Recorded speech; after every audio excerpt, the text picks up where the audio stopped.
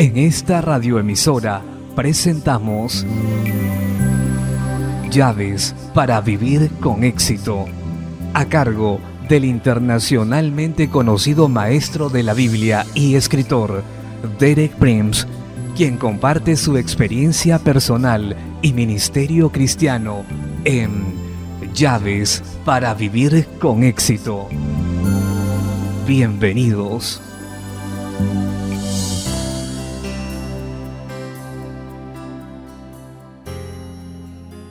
Llaves para vivir con éxito presentan Cómo andar por la tierra de promesas de Dios 1, parte 1. Me alegro de estar con usted nuevamente al comienzo de otra semana para compartir las verdades que han hecho la diferencia entre el éxito y el fracaso en mi vida y que pueden hacer lo mismo en la suya. Para el tema de mis charlas de esta semana he escogido un título diferente y emocionante: Cómo caminar por la tierra de las promesas de Dios. En mis charlas previas sobre cómo reclamar nuestra herencia enfaticé dos verdades importantes y correlativas. Primero, la provisión de Dios está en sus promesas. El mensaje clave de esa verdad está en 2 de Pedro capítulo 1, versos 3 y 4. Como todas las cosas que pertenecen a la vida y a la piedad, nos han sido dadas por su divino poder, mediante el conocimiento de aquel que nos amó por su gloria y excelencia, por medio de las cuales nos ha dado preciosas y grandísimas promesas, para que por ellas llegaseis a ser participantes de la naturaleza divina, habiendo huido de la corrupción que hay en el mundo a causa de la concupiscencia. En estos versículos debemos notar dos cosas que están en el pasado perfecto. Ya han sido hechas. En el versículo 3, todas las cosas que pertenecen a la vida y a la piedad nos han sido dadas por el divino poder de Dios. Dios no nos va a dar, ya nos ha dado. Y en el versículo 4 se explica lo anterior con la declaración: Dios nos ha dado preciosas y grandísimas promesas. Vemos que Dios nos ha dado todo lo que necesitamos, pero nos lo ha dado en la forma de sus promesas. Yo lo resumo todo diciendo: la provisión de Dios está en sus promesas. Lo repetiré, es muy importante. La provisión de Dios para su pueblo está en sus promesas. El segundo punto que mencioné y está primero es: las promesas son nuestra herencia. Hay una comparación vivida entre el Antiguo Testamento y el Nuevo Testamento.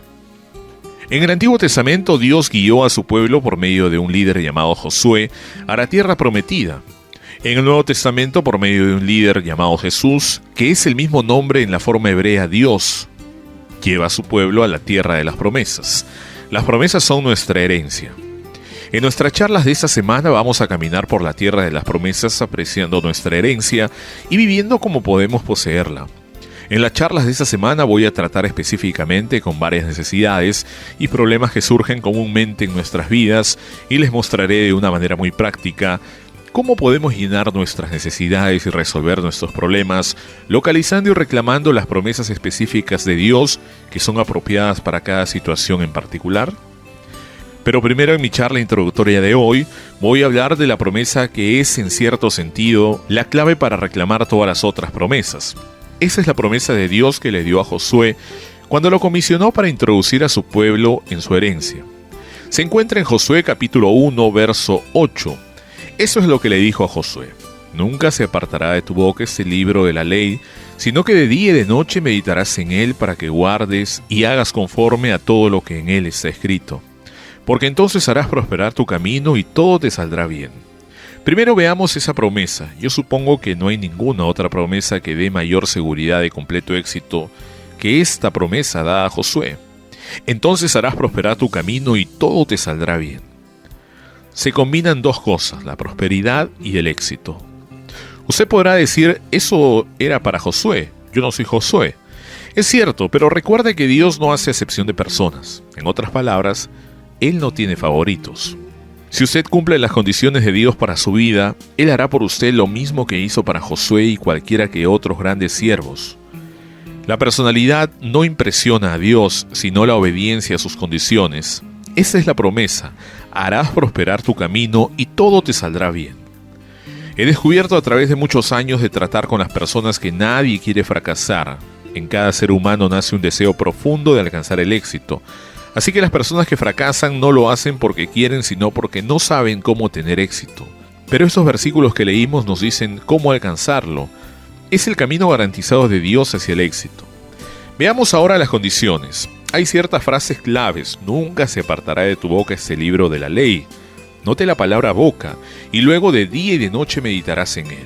Meditar se refiere al corazón y a la mente, al ser interior, y luego dice, para que guardes y hagas conforme a todo lo que en él está escrito. Las palabras claves son boca, meditar y hacer. En otras palabras, y voy a cambiar el orden por un momento, ¿qué es lo que tiene que hacer? Usted debe pensar en la ley de Dios, hablar esa ley y actuar sobre ella. Meditación correcta, proclamación correcta y acción correcta.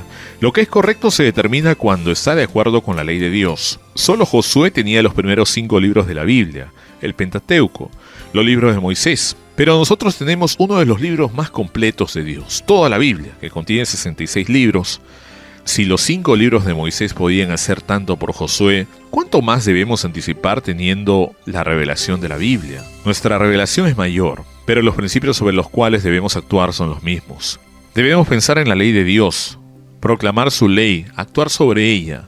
Veamos ahora un pasaje que presenta los requisitos para la salvación según el Nuevo Testamento. Ese pasaje está en Romanos 10 del 8 al 10.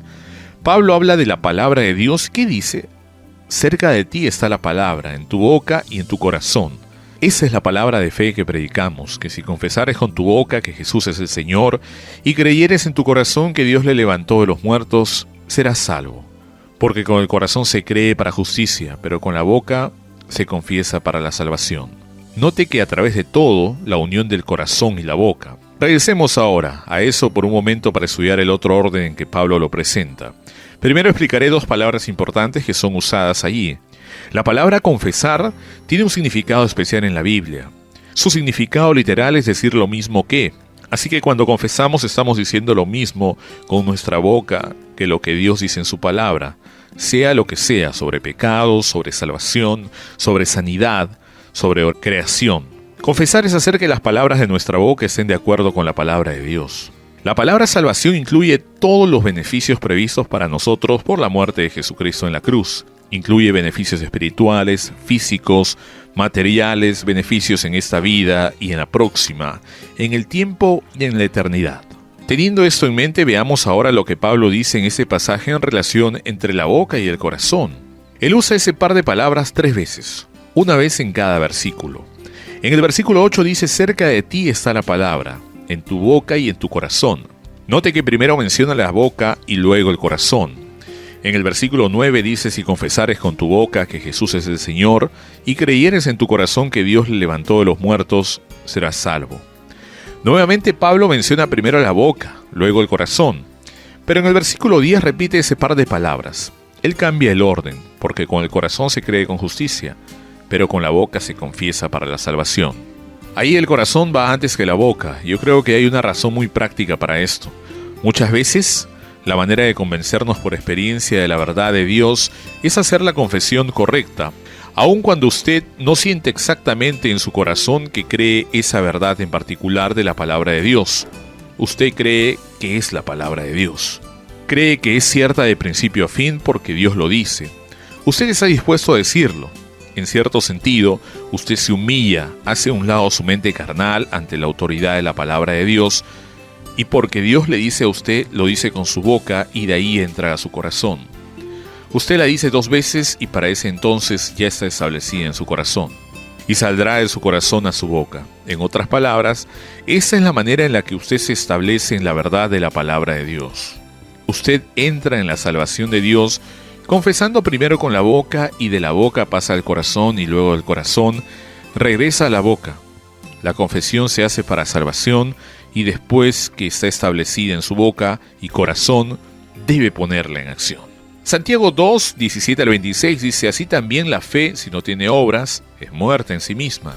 Y en el 26, porque como el cuerpo sin espíritu está muerto, así también la fe sin obras está muerta.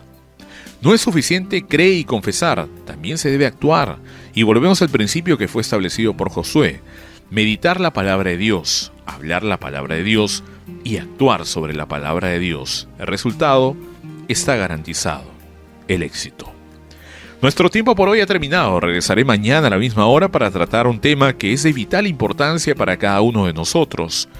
¿Cómo recibir el perdón de Dios? Explicaré cómo podemos estar completamente seguros de que nuestros pecados han sido perdonados.